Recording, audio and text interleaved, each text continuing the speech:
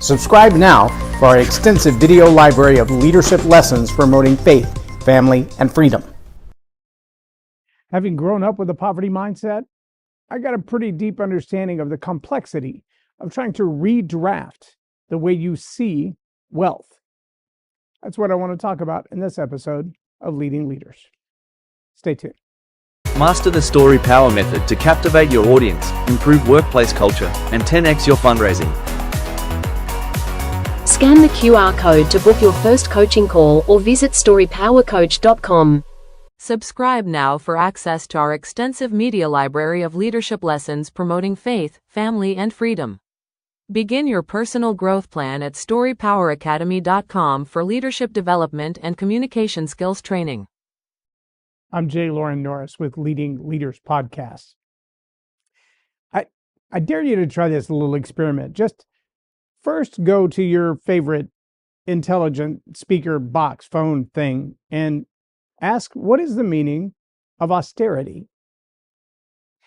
It's ironic that you'll get multiple different meanings. I mean, I understand that the dictionary sometimes has different explanations of, but sometimes the diversity of the meaning of a word that you look up, it's not just that it could mean this or it could mean that, but they're dramatically different from one reference point to another.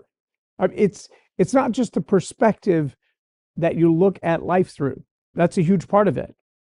Sometimes it's so much more than that. It's an implied meaning superimposed upon the understanding of the word as it's been used through history. An example might be the word democracy. I remember having the debate with someone many years ago about democracy. It was really simple. He said, don't you understand how dangerous that, whatever it was that I had just said, is to our democracy? And I said, well, that sounds just like you and 450 other media outlets. That's an exact quote. Dangerous to our democracy. I said, the irony is we don't live in a democracy. He said, yes, we do. I said, no, we don't. Look it up. And I could tell while he was replying that he was scrolling through his phone looking for the definition of democracy as in today's look at that word. So while he was doing that, I was standing in front of my bookshelf and I grabbed my 1988 Collegiate Webster's Dictionary. And he read his definition and I read mine. I said, now, do you trust what you just got from whatever your social search was conducted through, or the printed reference of 1988 Collegiate Webster's Dictionary? I mean, this is the one that college professors are going to call you to task for when you look up the word. And they don't agree. 2018 versus 1988, it's a 30-year difference, but does the meaning of the word actually change? Yeah, sometimes it does. Sometimes on purpose, sometimes it's propaganda, but wait, there's more, like Against Your Knife commercial. Because if I go from 1988 back to 1968, yes, I have that encyclopedia and dictionary set too, which I did, and I read it to him. The word has evolved even further. And if we went back even further, because my dictionaries go back to the late 1800s, early 1900s, I think 1929 is the only one that I have completely intact at this point that goes back. There are others that I have pieces and parts of that are older than that, but 1929, look up the meaning of the word democracy and you'll find that the reason our founding fathers said, we didn't leave you a democracy, is because every democracy lives and dies the same way, violently at the end of a gun or a knife. Democracy is basically mob rule. See, the challenge that we have when we look at the money game. Tony Robbins wrote a great book. I have not finished reading it yet because honestly, some of it's very challenging. It disagrees with my worldview. But more than that, it really challenges my current understanding. Not to say that I'm right and he's wrong, because he's the guy that's made all the money, not me.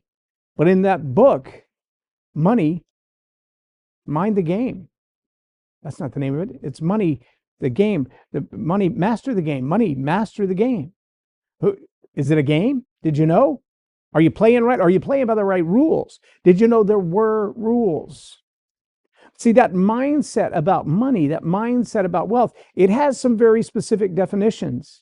And just like the definition of democracy, it kind of changes over time. And the understanding changes over time. And who the players are change over time. I always grew up hearing the rich get rich, the poor go broke. It's the rich's fault. Who wants to be rich? Nobody wants to be like that. You listen to people like AOC and Bernie Sanders, and the billionaires got to pay their fair share. Yeah, and when they tried that in Maryland, most of them left. They went from 8,000 millionaires to 6,000 millionaires. And the tax programs, the austerity, that's the word I want you to look up, by the way. Try that one. Search it on YouTube. Search it on your favorite search platform, your favorite data. Ask your AI, what is austerity? You're going to get some interesting meanings. Then go back and find an old dictionary and look it up there and see how they compare. But see, the idea of austerity often is we find ourselves in tight financial times. Life is getting tough. It's going to be hard to manage. What are we going to do? And austerity generally is an imposed tool of leverage that says, we got to tighten our belt. We got to control our spending. We can't be wasting money on things that aren't going to, well, have a return on the investment. We can't be just giving money away. But at the same time, austerity usually looks like the government saying, hey, we need to raise a few more tax dollars and cut back on some spending at the same time.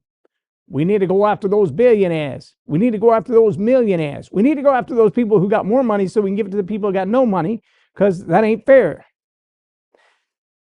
Nobody cares why they don't have money or what they did with the last money that was given to them, not earned. It's not a question. But see, when we talk about posterity, we're talking about those who come behind us, not prosperity. Those are different things. But if our posterity is going to prosper, then austerity is probably not a good path to get there. However, let me also point out that if you look at somebody like a Robert Reich versus a Thomas Sowell, both of them have very deliberate, very well-crafted, very, for the most part, articulate ideas about economics, about money, about labor, about unions, about welfare, and their ideas. These two highly educated, very experienced, very successful people, they don't agree. Thomas Sowell will tell you in his writings, if you listen long enough, if you read deep enough, if you watch the videos that he's done for the Hoover Institute and others, you'll hear him say, I used to be a socialist. In his early college days, he read everything there was about Marx. He understood Stalin and his financial policies, maybe not his war policies, but his financial policies. And he said, it makes good sense to me that if some people have everything and some people have nothing, that somewhere there's got to be a balance where we redistribute what we've got out there. There's no need for one person to be a trillionaire and 100,000 people to be starving to death. That makes no sense. Here's another thing you got to keep in mind, though, especially the Western world, especially the Western mindset about money. One of our challenges is that we don't perceive poverty in its truest lens. I've been to Cuba. I've been to Brazil. I've been to the Congo. I've been to Honduras. I've been all over Europe. But I've spent the majority of my life in the U.S. Now, I grew up on food stamps and potato soup when it was a luxury if we also had cornbread to go with our potato soup. When I say potato soup, I mean water, potatoes, salt and pepper, maybe a little extra special seasonings. Very seldom do we even have like an onion or a tomato thrown in there. I'm talking water, basically mashed potatoes, but lumpy potato soup. Not baked potato soup with the bacon and the cheese and no. Potatoes and water with seasoning. That was the best we could do with the food stamps we had. I get it. One car. Electricity turned off and on a regular basis. Water off and on a regular basis. But we had a car, and we had clothes, and we had access to education. And if an emergency, with or without insurance, we showed up at a hospital with some kind of life-threatening ailment, they would have provided for us to stay alive. That's not what I saw in the Congo. That's not what I saw in parts of Cuba. Certainly not what I saw in Brazil. What I saw in Brazil was what they called a home, oftentimes was literally 2 sticks with a piece of tin carved into the side of the hill. I don't mean that was a place they hung out for the afternoon. I mean, the whole family lived under that, hoping that the rain didn't wash away the mountainside and take everything they owned with it. We have a poor perception. And by poor, I don't mean broke, ain't got no money. I mean a very bad, like your eyeglasses have gone bad, like your windshield wipers don't work after you drove through a mud puddle, perception of what poverty really looks like. And the sad part is, because of our welfare state, we have used austerity to steal, to take money from those who could be producing more jobs and give it to those people who don't really want a job. They just don't want to live under a piece of tin on the side of a hill. They want to live in a house. They want to live in an apartment. I provided in the description of this particular podcast, I don't care if you're on Spotify, Apple, OBBM TV, if you go to the description of this particular podcast, there's a link in there that gives you a really basic understanding of economics. It may not suit what you've been trained all your life, but I have to be honest and say most high school students can barely define the word economics, much less postulate a theory or two about economics. One of the silliest but most accurate analogies available is the kid who shows up the first day of elementary school and he's got his list. He's got a list of everything that he's supposed to have, and he shows up and his mom bought his pencils. He loves Spider-Man. She bought him a pack of 12 Spider-Man pencils. And when they walked in the room the first day and he put all of his school supplies neatly in his desk, his teacher walked around with a box and said, "Everybody throw your pencils in the box." And some people had the regular yellow number 2 pencils, and some people had literally no pencils.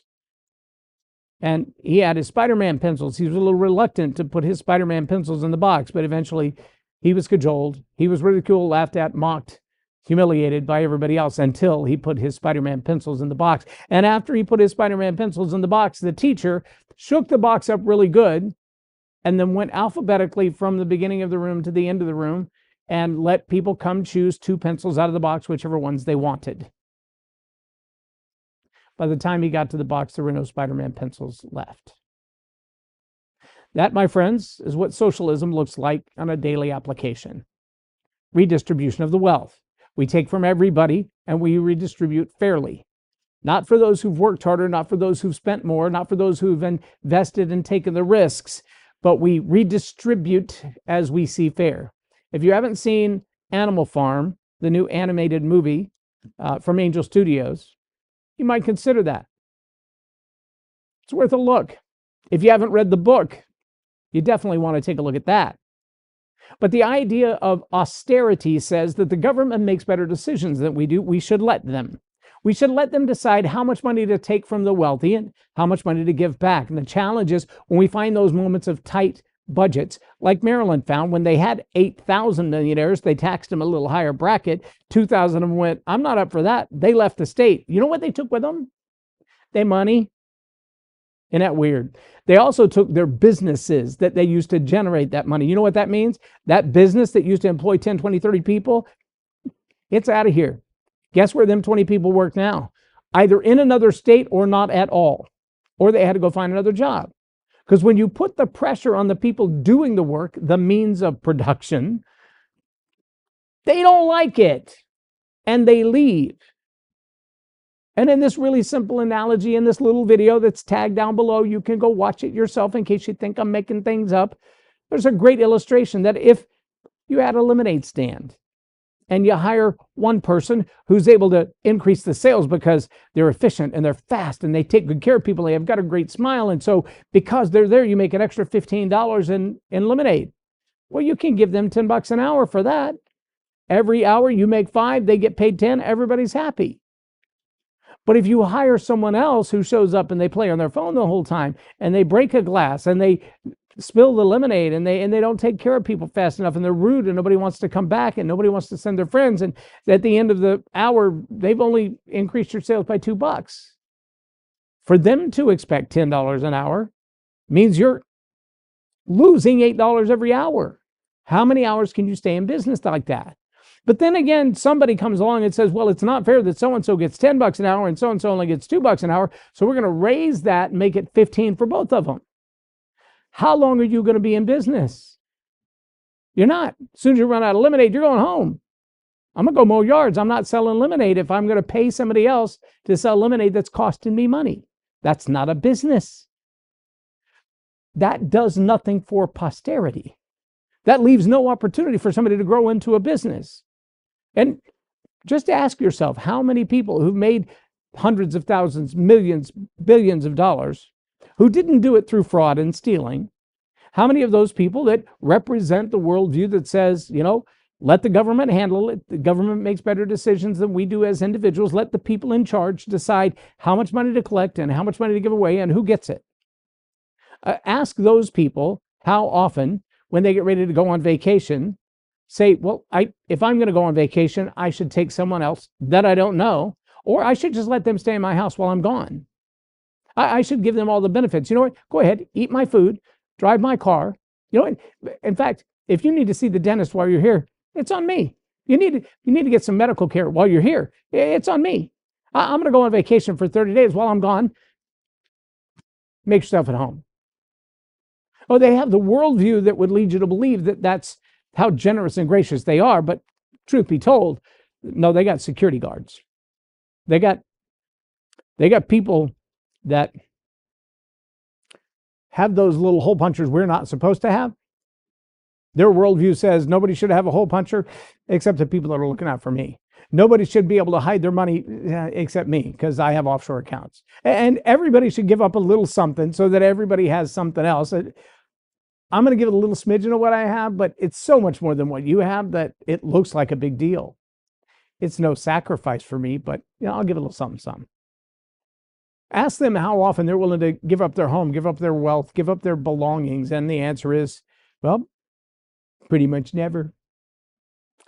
It's a worldview thing. And in my humble opinion, if the government is making the risk, if the government is taking the risk, making the investment, making decisions that are hard decisions, who's going to get this money? Where do we put this money to grow this money back? If it's their money and they have to make that decision, if it's their money and they have to take that risk, if it's their money and they have to make that investment, then by golly, they should get all the rewards. But if the government's going to take my money to make those investments, I get the rewards. If the government's going to take my money to take those risks, I get the rewards. It's my money. I earned it, however I earned it.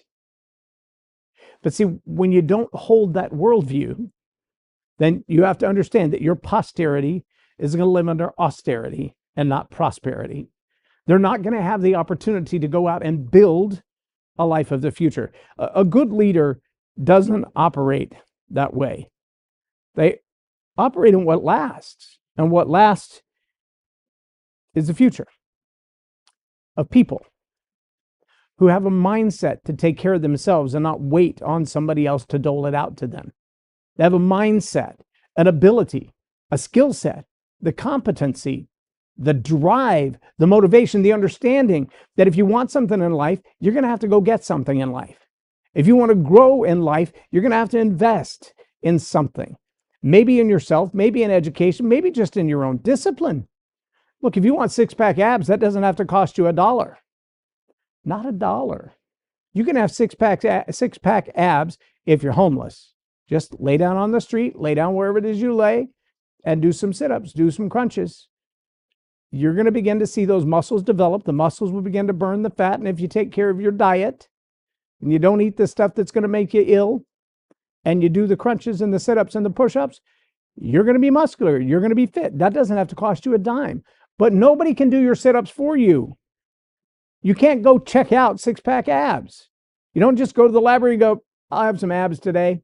Doesn't work like that. I like some nice pecs and built biceps. Great. Do some push-ups, do some pull-ups, do some chair lifts. Do something if you want the results.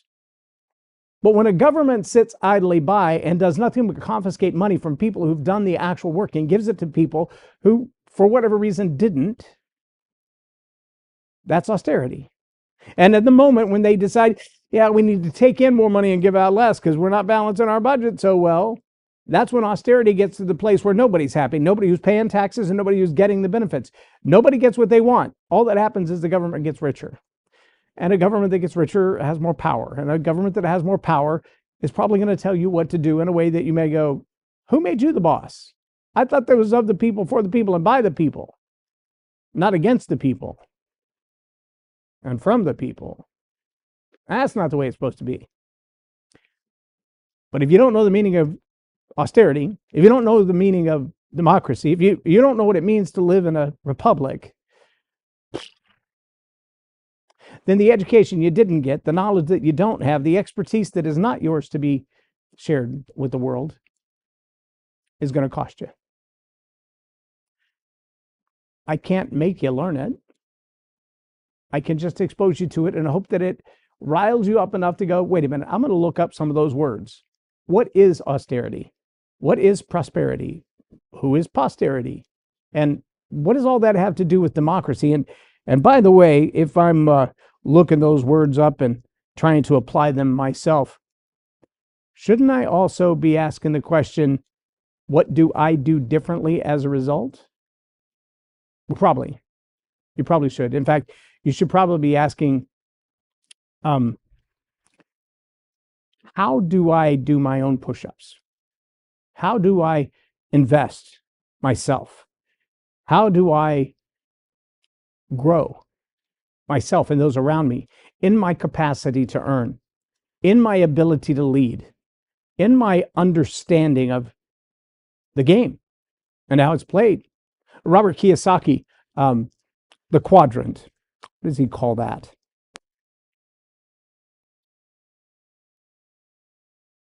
The cash flow quadrant. If you were to look up the cash flow quadrant by Robert Kiyosaki or Rich Dad, Poor Dad, these are philosophies. These are main understandings. These are worldviews. These are differences in how you see and engage with the world around you. And if you live an entitled life and your understanding of poverty is, I can't get a new cell phone yet. I only have a BMW. I really need more. Take a minute and go hang out in some of those places where poverty means I haven't eaten in 6 weeks. I don't mean I haven't eaten out. I don't mean I didn't get to go to Red Lobster. I don't mean I'm mad that my EBT card will not work for sugary sodas and red licorice anymore because, the Maha people have changed the policies. That's not the kind of upset about poverty. I mean, I haven't seen rice and beans anywhere near my home in months. That kind of poverty. Babies dying of malnutrition. That kind of poverty. And when you realize that the average impoverished American, by definition, is in the top 10% of the world's earning wealth, maybe your view of austerity, your view of prosperity, your view of posterity will shift a little bit. But probably not so long as you're being told somebody has more than you and you should go get it. You should loot those stores because, they don't need it and they're insured. Because all of us need to have 14 Tommy Hilfiger shirts in our closet, right? Woe is me that I don't have a brand new pair of Nike shoes. That's crazy that the world would let me live another day without brand new Nike shoes. That level of entitlement is part of the challenge we have with austerity, because people believe they're entitled. They've been told you're entitled, you deserve, you should have, even to the degree that you didn't earn it. If we don't get a grip as a society, as a population, as a civilization, if we don't get a grip on the fact that austerity is a control mechanism. Austerity is when the government says, let me rein that in just a minute so I can hold on to it, so I can get you to do what I want you to do, that compliance that comes when I take more of your paycheck and I give you less of the benefits. If you just want to be infuriated, go do some research on the history of the Social Security plan. If that doesn't get your feathers in a ruffle, you ain't got no feathers. It ought to. It ought to, if you realize how much money your grandparents paid in versus what they're going to get back. How much you're paying in now versus how much you're going to get back. It ain't a pretty thing. And it's just basic math. Not complicated, but you should understand. If you're a leader, you should understand austerity and posterity and prosperity and how to master the money game. You should look into those things. Otherwise, your ability to lead is going to be really complicated, especially as AI replaces all your top employees with digital agents. The people around you, you better be paying close attention to who they are and what they're up to. Otherwise, you're going to have a hard time leading them. I'm Loren Norris with Leading Leaders Podcast for Tell It Like It Is TV. Have a blessed day.